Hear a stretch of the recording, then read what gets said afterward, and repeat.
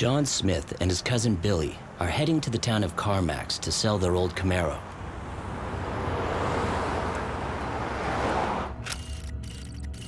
Billy and John were driving from Whitehorse. The two of them were traveling in a convoy. It's a very remote area. It's very slippery. It's wintertime. You're quiet tonight. Yeah, I'm just a little bit tired, Mom. I'm sorry. Same night, same stretch of road. 16 kilometers behind, a young family drives home after a weekend away. I wish we'd gotten on the road just a little bit sooner. They talked to them several times, and they never changed their story. It's so dark. They come to the southern tip of the lake, and they come around a corner, and they see this row of lights out in the distance.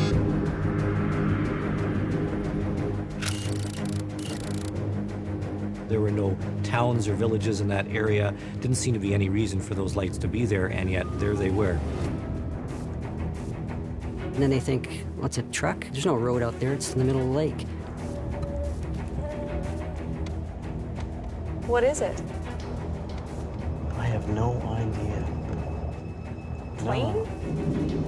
They think it's an airplane, like a 747. Then they think, oh, it's moving way too slowly. Just pull over. They were worried as to what this was, and they had thought, well, maybe we shouldn't travel any further. Maybe we should pull off to the side of the road. Just stop. It's okay. We won't be long.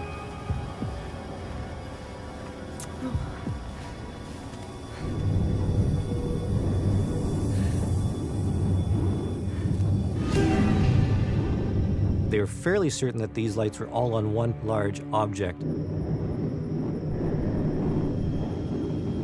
There's nothing else that they've experienced that resembled it.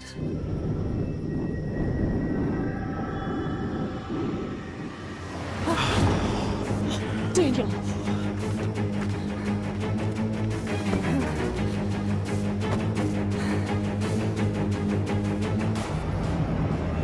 The mysterious object shoots off.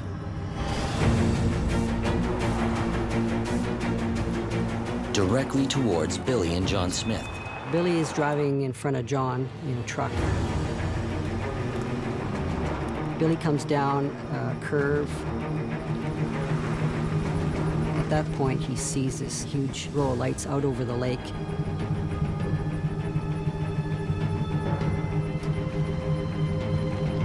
He decides to stop and watch this thing.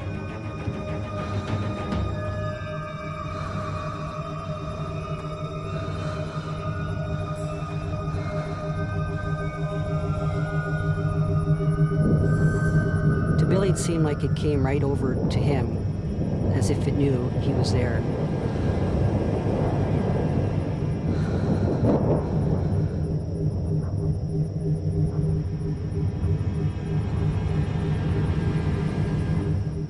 He looks behind him and sees his cousin John.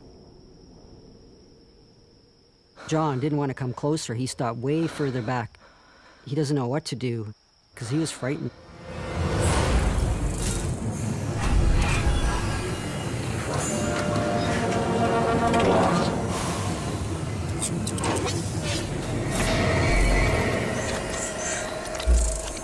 Billy was in awe as this thing passed overhead.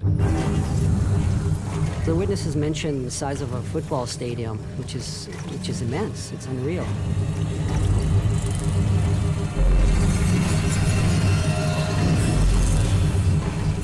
Some UFO investigators describe huge craft as motherships, sort of an aircraft carrier for spaceships that smaller craft can fly in and out of. John realizes, oh, he's got a camera in the car, and he's ripping bags open. Often you hear from people saying, well, I don't believe in UFOs until I see a photograph. He couldn't get his camera to work properly.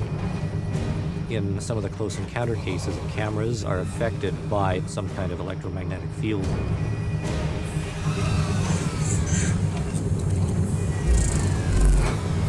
Billy's looking at this thing, and just the sheer size of it, it takes such a long time for it to move over. It takes several minutes.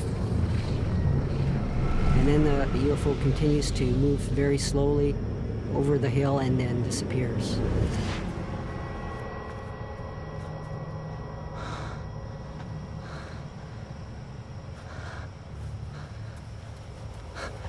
Let's go.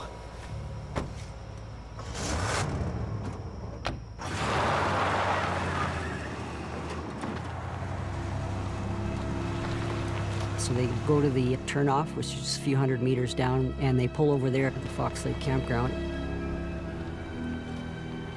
They were very confused, wondering if we're not hallucinating. This was something real, and we saw it together.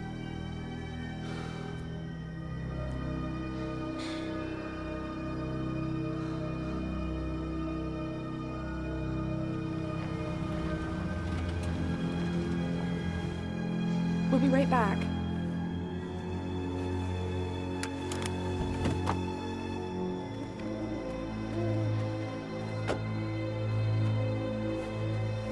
The Browns arrived at the Fox Lake campground and they see Billy and John.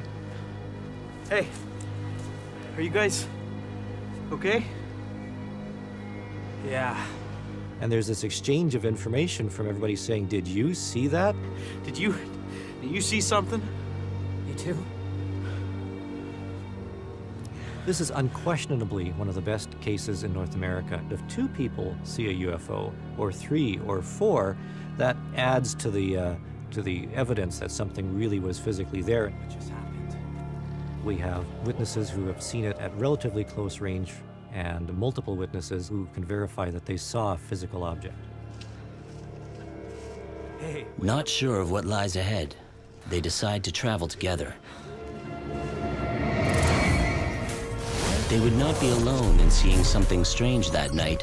Similar reports of a large craft were later observed an hour away in the town of Carmax, and 2 hours away in the village of Pelly Crossing. In total, more than 30 witnesses came forward with similar accounts. Drawings submitted by eyewitnesses suggest the object was 4 times the size of a football stadium, making it the largest craft ever registered in a UFO report. Some people thought the object was an airship, but airships rarely fly in winter conditions. A detailed report on the Fox Lake case was filed with the Canadian government. There has been no official response.